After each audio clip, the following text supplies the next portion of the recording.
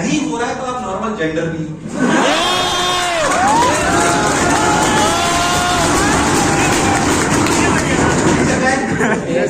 मैं नहीं कहता हूँ साइंस के स्टूडेंट है, साइंस कहती है। Yes sir. बहुत आगे जो बहुत देते सर, ठीक, it's a normal phenomena, yes और नो? Yes sir. है ना? इसमें और ये होगा, इट्स नॉर्मल बात है, पर क्या ये भी हमारे लिए सही है? No sir. मैं कहता हूँ इसका नाम कहता है शुभम।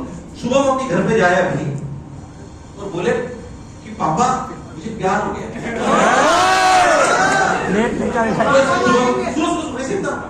मजाक में सच्चाई में सोचिएगा, शुभम अगर इनके घर पे जाके बोले ना, इसके पिताजी से उल्टा टांगेंगे पंखे से सबसे पहले, और इतनी पिटाई लगेगी इसे जीवन में नहीं सोची होगी। अब दूसरी बात, शुभम जे की तैयारी कर रहा है, नीट की जे। अब सोचो शुभम जो है आईटी बॉम्बे कंप्यूटर साइंस चला गया है, जा सकता है? Yes sir. वो तेरे से पास कर लिए, गूगल में इसकी 1 करोड़ की जॉब लग गई है, नौकरी करते उसके 6 महीने हो गए। अभी अपने पापा के पास जाओ, बोले पापा मेरे साथ एक लड़की थी जो आईटी बॉम्बे कंप्यूटर साइंस में थी, वो भी मेरे साथ जो है गूगल में काम करती, उसका पैकेज भी 1 करोड़ का है, मुझे उससे प्यार हो गया। पापा बोलेगा अच्छा बता कौन है? ये वही पापा है जिनको पहले अपने प्यार की कदर नहीं थी। मैं आपकी भावनाओं की कदर करना चाहता हूँ, पर आप समझिए दुनिया आपकी भावनाओं की कदर तब करेगी जब आप काबिल होंगे। Is that clear to everyone? Yes sir। फिर मैं कह रहा हूँ क्या भी, मैं कह रहा हूँ बात से थोड़ा सा ट्रैक से हट गया क्योंकि वो ऐसी बात इसने कर दी थी, मैं इसको बोलना नहीं चाहता था, बट फिर भी आप समझ, ये लॉजिकल। क्या आपको अभी अपोजिट जेंडर से अट्रैक्शन हो सकता है? Yes sir. पर अभी उस ट्रैक पे जाना नहीं है, क्योंकि वो अभी अपने कुछ भी हासिल होने वाला नहीं है। ना तो अभी हमें उतनी मैच्योरनेस है कि हम सही बात को सोच पाए और समझ पाए।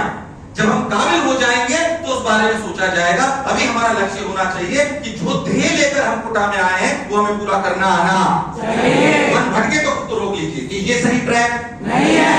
यस और नो? Yes sir. जब तक आप इस काबिल नहीं हो जाओ कि आपकी भावनाओं की कदर लोग करें, तब तक उस ट्रैक पे जाना नहीं है। क्या मेरी बात एकदम क्लियर है? Yes sir. नेक्स्ट वापस यहाँ पे अब सोचिए अच्छे से कि जब बोर्ड में और कॉम्पिटिटिव एग्जामिनेशन में आप बता रहा हूँ, सोच के देखो शुभम और अंशु, शुभम ने और अंशु ने जो करा, शुभम और अनीश, शुभम और अनीश जो अपने दोनों बच्चे हैं, दोनों का लॉस 5-5 नंबर का हुआ, पर रियलिटी में ध्यान से देखो तो किसका लॉस ज्यादा हुआ? शुभम का। किसका? शुभम ने जो सवाल गलत करा उसमें उसकी रैंक 951 हो गई, हुई कि नहीं हुई? और जो अनीश ने सवाल गलत करा उसमें उसकी रैंक 51 हुई, क्योंकि 50 ने सही करा था। यस और नो? तो बताइए competitive examination is a examination of marks और रैंक। जो बोर्ड में पढ़ते हुए आए थे वो किसका था? मार्क्स का। अब जो कर रहे हैं वो किसका है?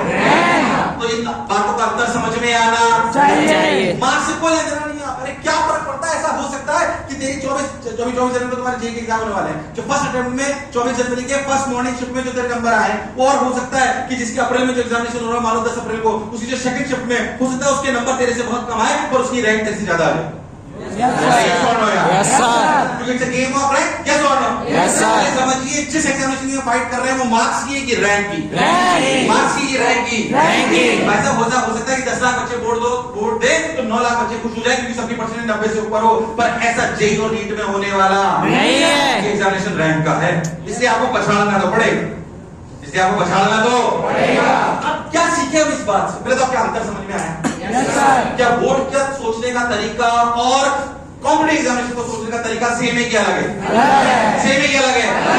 लॉजिकल बात है। अरे आवाज नहीं आ रही है? यस और नो? Yes sir. तो सही बात है। यानी कि अगर हम बहुत ध्यान से देखें तो ये जो बोर्ड है जो अभी तक हम पढ़ते हुए आए थे, ये बोर्ड जो था ये गेम था किसका? मार्क्स का। किसका था? मार्क्स का। और जो कॉम्पिटिटिव एग्जामिनेशन है चाहे जेईई या नीट जो आपको लेना हो, क्योंकि उसी के दोनों के बच्चे की बात करें, हालांकि सभी कॉम्पिटिटिव एग्जामिनेशन में वैलिड है, ये किसका गेम है? रैंक का। अगर आप बहुत ध्यान से देखो तो रैंक का गेम है। अगर बहुत ध्यान से देखो तो आपको समझ में आना चाहिए कि ये वो सवाल था जो इसने गलत करा, वो इजी सवाल था। कौन सा था? इजी। किसी भी कीमत पे इजी सवाल गलत होना नहीं है। तब छूट भी जाए तो चलेगा, पर आप जब अगर मान लीजिए सभी जगह जो पढ़ रहे हो, जहां पे भी अलग जगह पढ़ रहे हो, आपके एसपीआरटी से स्टूडेंट परफॉर्मेंस रिपोर्ट बोलते हैं कि उसमें हर सवाल पे लिखा था इजी मीडियम टफ। जैसे मान लीजिए हमारे एसपीआरटी में लिखा आता है कि इस सवाल को 68% बच्चों ने सही करा, कि तुमने गलत करा, तुमने सही करा। यस और नो? Yes sir. अगर किसी सवाल में लिखा हुआ है कि इसको 70% बच्चे से ज्यादा ने सही करा है और तेरा गलत हो जाए, कान पकड़ लेना खुद का खेच कि ये सवाल कैसे गलत हो गया? अरे यस और नो? Yes sir. सवाल किसी मान के किसी से भी नहीं हुआ, हमसे भी नहीं हुआ, चल सकता है, पर जो सवाल सबसे हो गया वो आपसे गलत हो जाए ऐसा संभव नहीं है, क्योंकि ये एग्जामिनेशन बताइए नंबर का है कि रैंक का?